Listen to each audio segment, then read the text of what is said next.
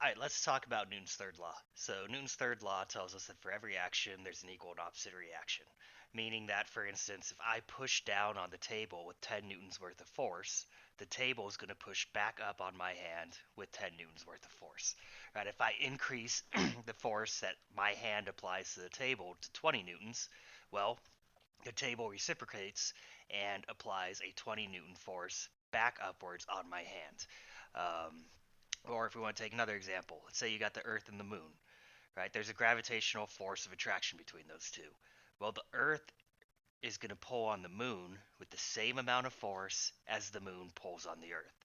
Now, keep in mind, these forces that we're talking about, these are two forces that are applied to two different objects, right? So if we're looking at the Earth and the Moon example, the Moon has a force exerted on it by the Earth, and the Earth has a force exerted on it by the Moon. And so these are what we call action reaction pairs. So keep in mind that there can be multiple action reaction pairs for any scenario. So let's say we've just got this pencil sitting on the table. Well, one action reaction pair could be, well, the pencil pushes down on the table pushes back up with equal force on the pencil. But there's also going to be an action reaction pair between the earth and the pencil, right? The pencil has weight. There's the force of gravity acting on the pencil. So the earth pulls on the pencil, and the pencil pulls back on the earth with equal amounts of force. All right, so in any given scenario, you can have multiple different action reaction pairs. Um, so, good example, for instance, is that one in the notes, right? How do you walk? Well, your foot pushes backwards on the earth, and the earth exerts a frictional force forward on you. You propel yourself forward. Now, let's take a look at these couple conceptual examples. So, what makes a car go forward? It's similar to the foot on the earth scenario, right? The tire exerts a force backwards on the earth exerts a frictional force forward on the tire, the car is propelled forward. Now, when we're talking about some of these examples, one that always throws people for a loop is how rockets work. Um, right? Because they think, okay, well, in space is a vacuum, there's no air. So what is the rocket pushing off of in order to propel itself? Right? Because if we think about, let's say, a swimmer, well, how does a swimmer propel himself through the water? He pushes backwards on the water, and the water pushes back on him with equal force, propelling him forward. Well, in space, there's no substance to push back on, right? So if we're looking at a rocket, well, your rocket ejects propellant, right? And it applies some force on that propellant. Well, the propellant, according to Newton's third law, pushes back on the rocket with equal amounts of force. That's how your rocket propels itself through space. If you want, go on YouTube and just Google skateboard and fire extinguisher. It's the same general idea as a rocket, right? The fire extinguisher is going to exert a force on the foam. The foam's going to exert an equal and opposite force on the um, fire extinguisher, right, which is being held by someone on a skateboard, and it's going to propel them forward. Now, the second conceptual question in the notes I really like because it gets a lot of people. So it tells us that while driving down the road, a firefly strikes the windshield of a bus and makes a quite obvious mess in front of the face of the driver. This is a clear case of Newton's third law of motion. The firefly hit the bus hits the firefly. Which of the two forces is greater, the force on the firefly or the force on the bus? So pause this for a second, think about that. All right, a lot of people are going to say that it's the firefly.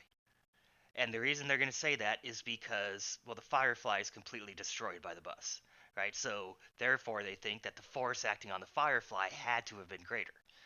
But let's take a look at it from a mathematical perspective. Now, we know that the force on the bus has to be equal to the force on the firefly.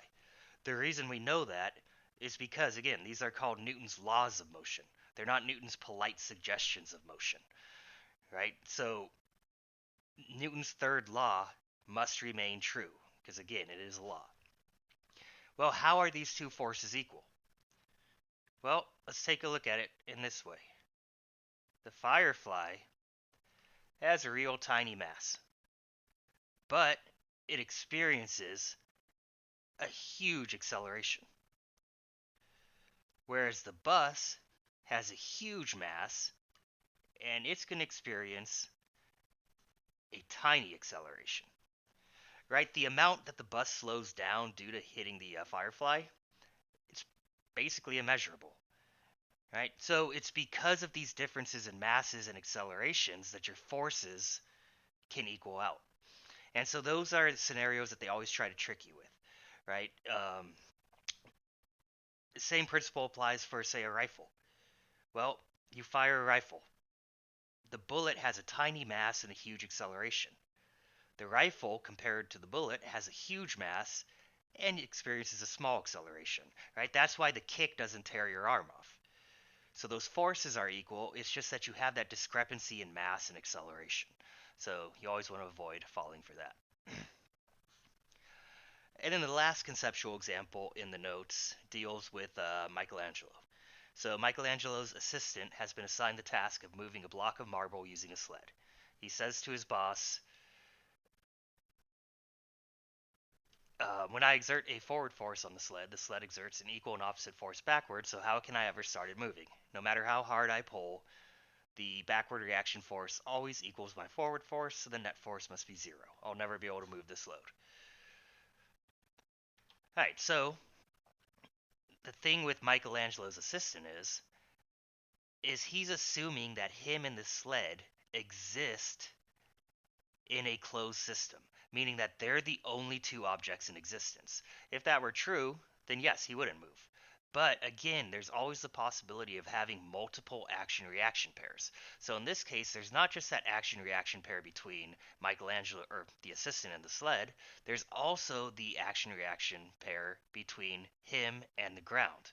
Right? He's exerting a force backwards on the ground is exerting a frictional force forward on him.